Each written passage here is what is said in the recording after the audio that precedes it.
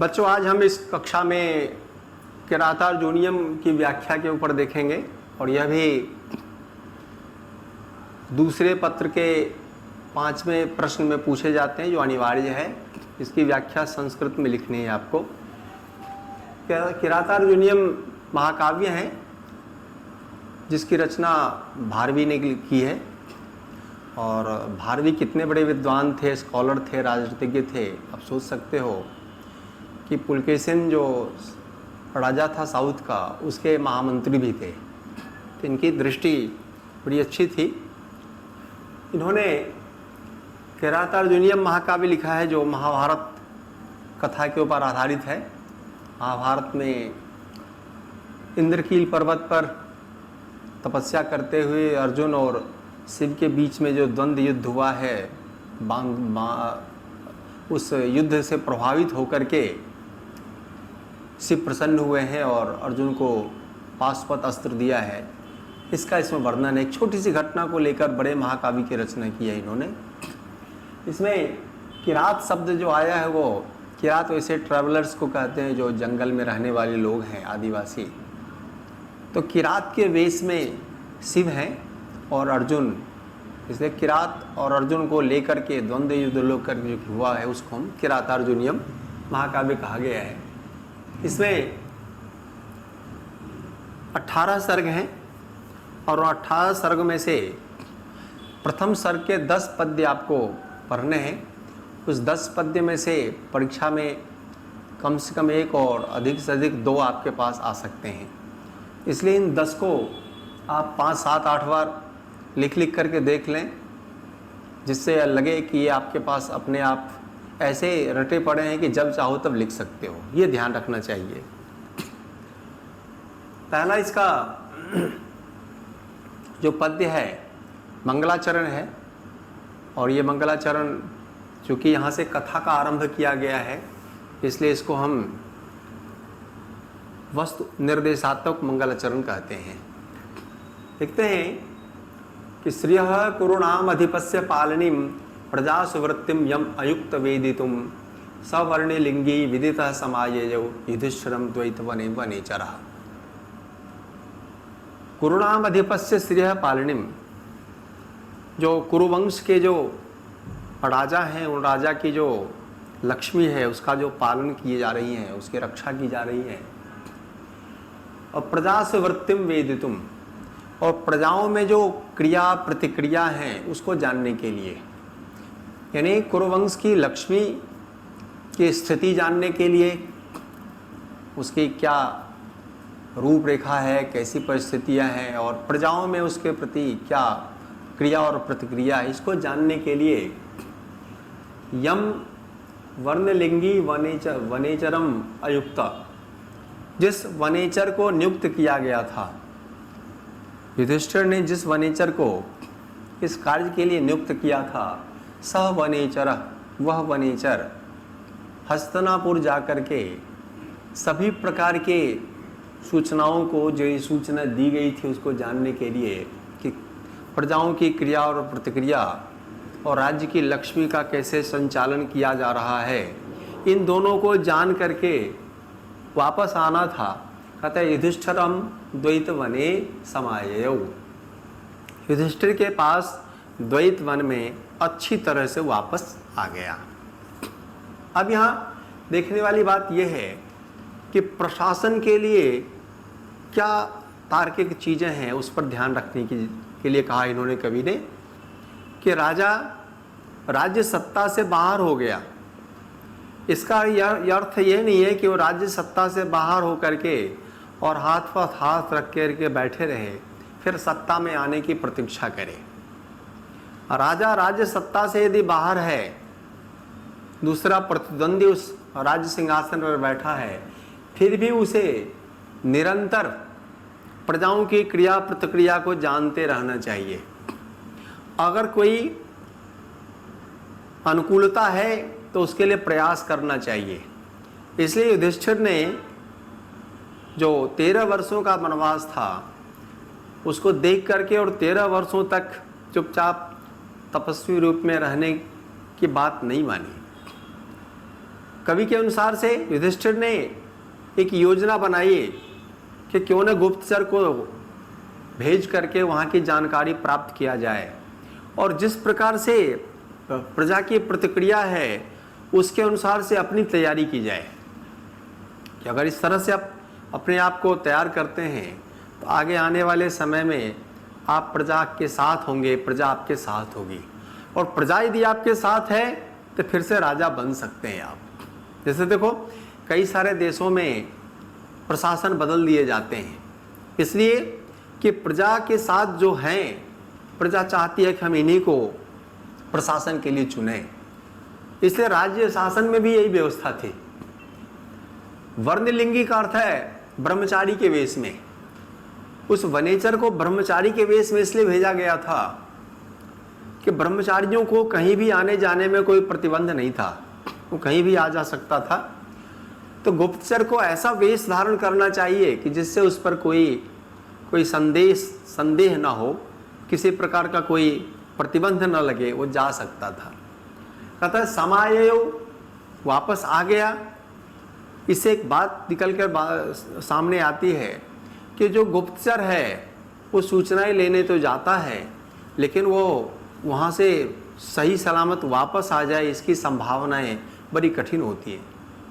क्योंकि गुप्तचर यदि प्रकट हो जाएगा, उसको यदि पहचान लिया जाएगा तो राजा उसे पकड़कर जेल में बंद कर देते हैं, प्रताड़ना देते हैं, वापस नहीं आने देते हैं। इसलिए जो गोपनीय कार्य दिया जाता है किसी गुप्तचर को, वो ऐसे सामान्य रूप से नहीं दिया जाता, बड़ी सावधानी से उनको कार्य करना पड़ता है।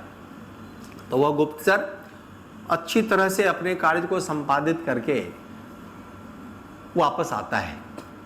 यहाँ यह भी ध्यान रखने वाली बात है कि अगर आप प्रशासक हैं तो आपकी गोपनीय व्यवस्था, गुप्तचरी व्यवस्था बहुत ही सशक्त होनी चाहिए और विश्वसनीय होनी चाहिए। अगर वो विश्वसनीय नहीं है तो आप अच्छे तरह से अपना प्रशासन नहीं चला सकते हैं।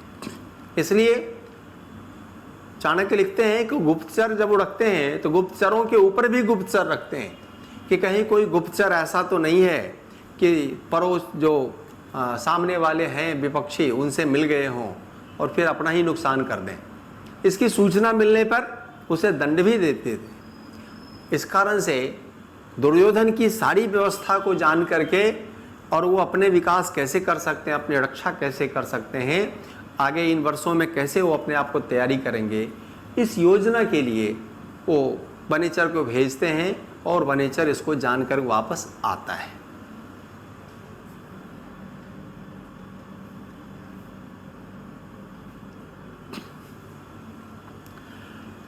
कत कृत प्रणामस्य महिम मही भुजे जिताम सपत्नेन निवेदयिष्यतः न विव्यथे तस्य मनोहि प्रियम प्रवक्तुम इच्छन्ते मृषाहि तैसिनः।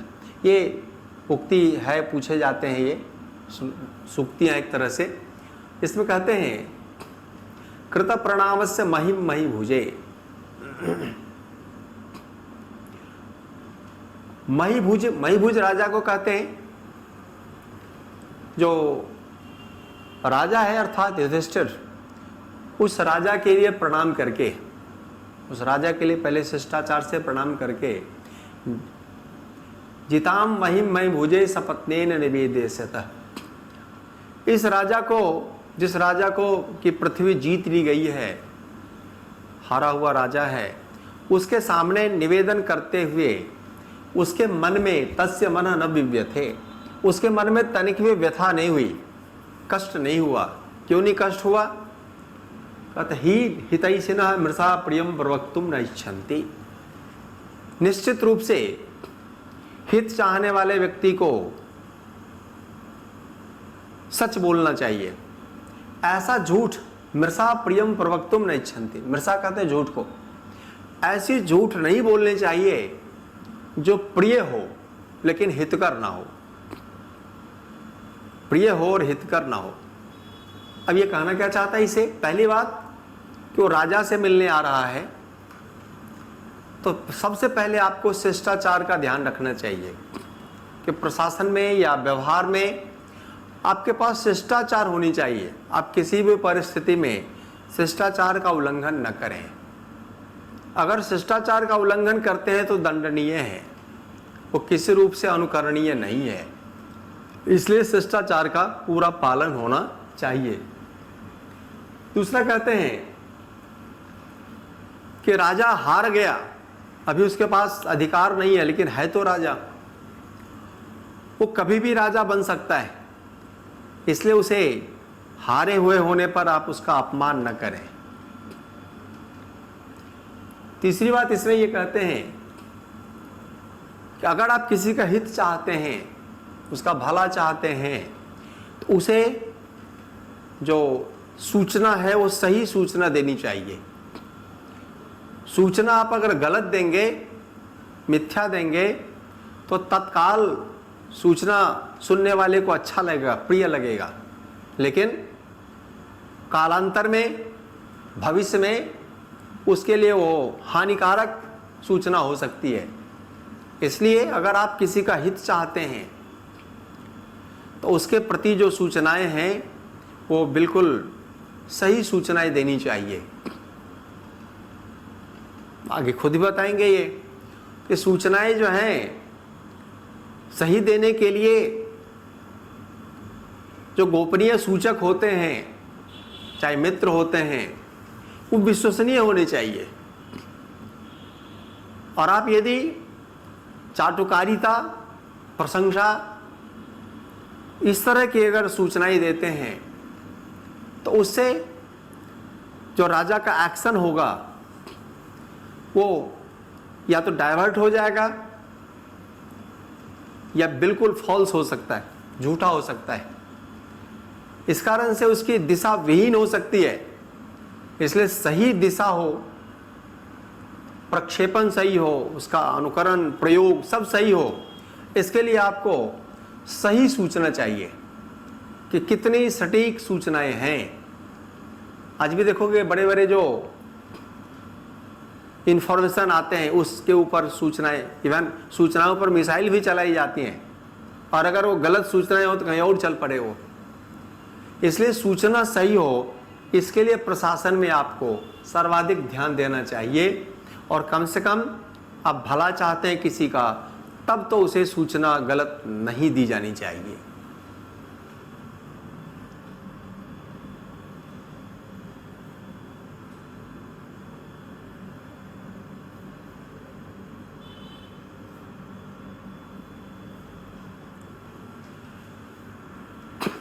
कहता है द्विषाम विघाताय विधातुमिच्छतः रहस्य अनुज्ञाम अधिगम्य भूभृतः स सौष्ठव अवदार्य विशेष शालिनीम विनिश्चितार्थामिति वाचम आददे।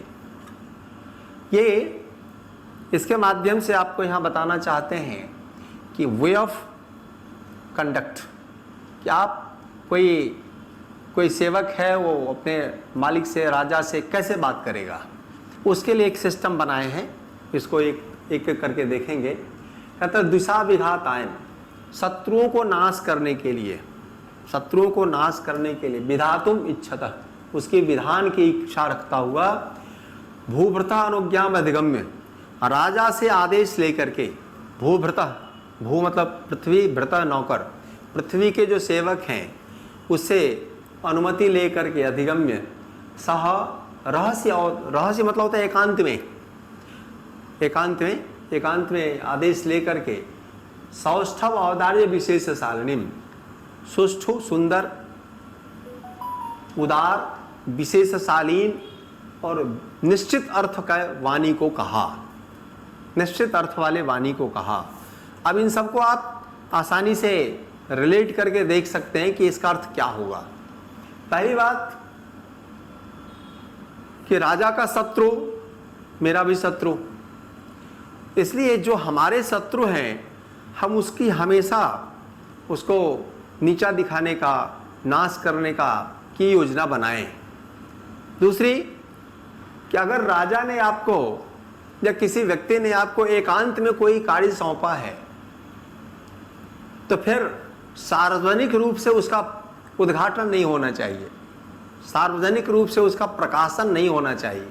इसलिए सबसे पहले उसने युधिष्ठिर से एकांत का आदेश लिया, रहस्य एकांत का आदेश लिया। क्यों? अब वहाँ हो सकता है कि राजा के शाही भाई बहन भाई हैं और उसके पत्नी हैं, सबके सामने भी कह सकते थे, लेकिन ये नहीं, राजा कहता है कवि के माध्यम से, या कवि कहता है भारवी इस पात्र के माध्यम से कि अगर सूचनाएं आपको लाने के लिए किसी व्यक्ति ने विशेष ने कहा है तो आपको उस व्यक्ति विशेष को ही वो सूचना देनी चाहिए। फिर उसके ऊपर निर्भर करता है वह सूचना वो किसको दे और किसको नहीं दे। जैसे हमारे यहाँ सिस्टम है, रॉ है, आईवी है, ये सब सूचनाएं लाते हैं और सूचना लाना उनका काम है और सूचना लाकर वो मंत्रालय को दे देते हैं। कभी आपने नहीं देखा होगा कि सूचना लेकर के वो न्यूज़ चैनल पर आकर के प्रकाशन कर दिया कि देखो मैंने ये सूचना लाए हैं, सब सुन लो, नहीं करते वो। उनका काम है सूचना लाना और वहाँ तक पहुँचाना। तो एकांत का काम एकांत में होना चाहिए, जिसने जो काम दिया उसके साथ वैसी प्रकार का वार्तालाप होनी चाहिए।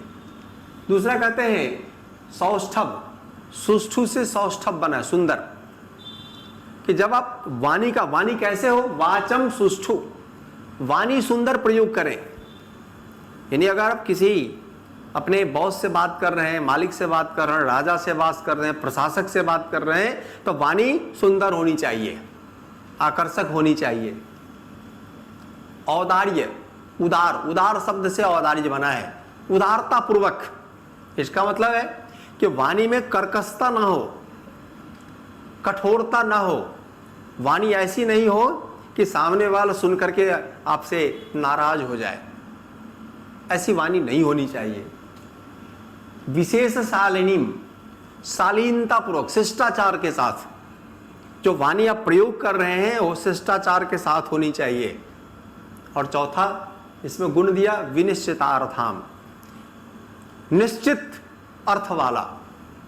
जितने शब्द आप प्रयोग कर रहे हैं उसका कोई न कोई निश्चित अर्थ होना चाहिए। यानी अगर आप प्रशासक से अनर्थक प्रलाप करेंगे, व्यर्थ के शब्दों का प्रयोग करेंगे, तो बहुत संभव है कि जो मुख्य क्रिया आपकी है वो छूट जाएगी। जो आप समझाना चाहते हैं वो बंद हो जाएगा और जो नहीं समझाना चाहते हैं उसको वो याद कर लेगा। इसलिए अगर आप संवाद कर रहे हैं, प्रशासक से बात कर रहे हैं, अगर कोई पत्राचार कर रहे हैं तो उसकी व्यवस्था कैसी होनी चाहिए, उसमें वाणी का प्रयोग क्या होना चाहिए, इन 4 गुणों के अनुरूप। यदि इस 4 गुणों के अनुरूप वाणी का प्रयोग करते हैं तो आप देखेंगे कि निश्चित रूप से आपके जो कार्य हैं वो अधिक सरलता से सफल हो जाएगा और आप अपनी बात रख सकते हैं। जो राजा हैं या जो प्रशासक हैं वो आपसे प्रसन्न रहेंगे।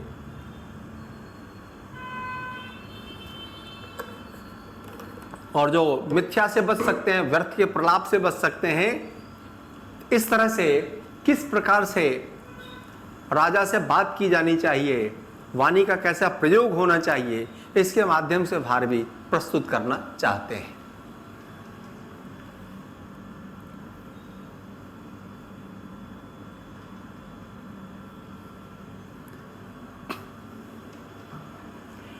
ये वाला बहुत बार पूछता है, क्रिया से युक्त नृपचार चक्षुषो नवंचनीया प्रभु अनुजीवि अतो रहसी छंदुम असाधु साधुवा हितम मनोहारी च दुर्लभम वचा।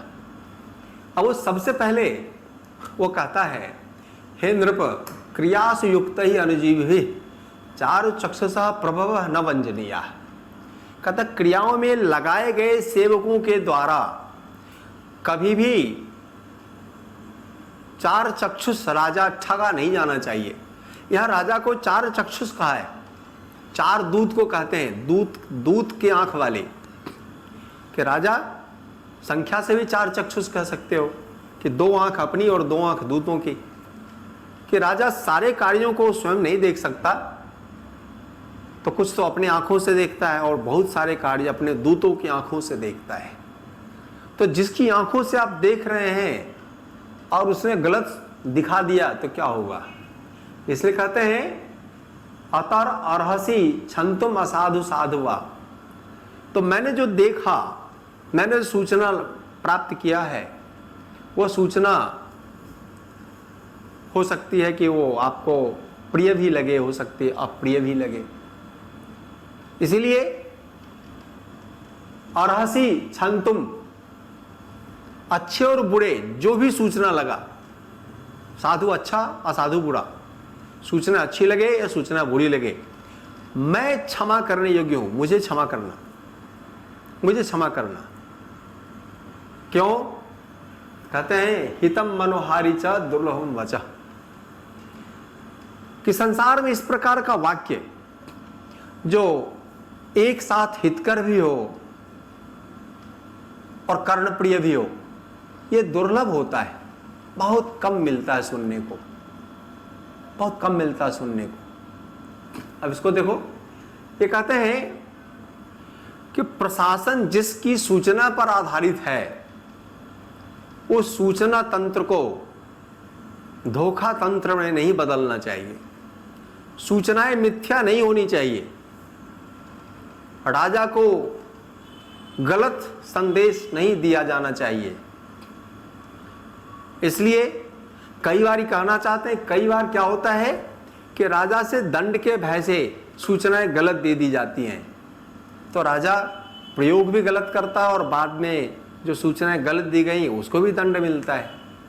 इसलिए इसका ध्यान रखा जाना चाहिए।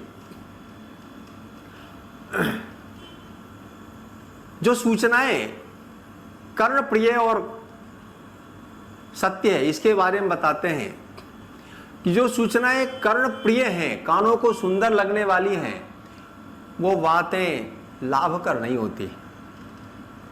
जो लाभकर चीजें हैं वो कर्णप्रिय नहीं होती, और दोनों का मिलना बहुत कठिन है। इसका अर्थ है अगर किसी व्यक्ति ने लाभप्रद सूचनाएं दी आपको, तो कर्णप्रिय नहीं होने पर भी उसका सम्मान किया जाना चाहिए। और राजा के पास या प्रशासक के पास यदि निरंतर कोई लगातार कोई चापलूसी कर रहा हो, प्रिय वाक्य बोल रहा हो, हमेशा आपकी प्रशंसा कर रहा हो, सूचनाएं इस प्रकार की दे रही हो, तो उस व्यक्ति से आपको सावधान रहना चाहिए, फिर वो प्रशासन नहीं चला सकते। तीसरी बात कि जो दूत हैं उनका कार्य है सूचना लाना, गुप्तचरों का कार्य है सूचना लाना, तो सूचना वास्तविक होनी चाहिए, और वास्तविक सूचना को आपको माने वो अच्छा है या बुरा है, आपके लिए अनुकूल है प्रतिकूल है, इसकी जवाबदेही उस सूचना देने वालों पर नहीं होनी चाहिए। अगर आप सूचना देने वाले को ही दंड देंगे तो वो आपको सूचना नहीं देगा। समाज में आप देखो, अपने परिवार में देख सकते हैं कि परिवार में कई बार क्या होता है कि बच्चों से आप सत्य कहने को कहते हैं, और बच्चे अगर सत्य कहते हैं तो आप उन्हें दंड दे देते हैं। जैसे सत्य कहने पर बच्चे को आप दंड देंगे, अगले दिन से बच्चे सत्य सूचनाएं आपको नहीं देंगे। उनको पता है सत्य कहने पर ये दंड देते हैं, सत्य नहीं कहना, इनको झूठ बोल दो। तो आपने क्या किया? सूचना तंत्र को दूषित कर दिया। इसलिए कभी कहना चाहता है उसके माध्यम से, अगर आप मुझे दंड दे देंगे तो आगे आने वाले भविष्य में कोई भी सत्य सूचना राजा को नहीं देगा।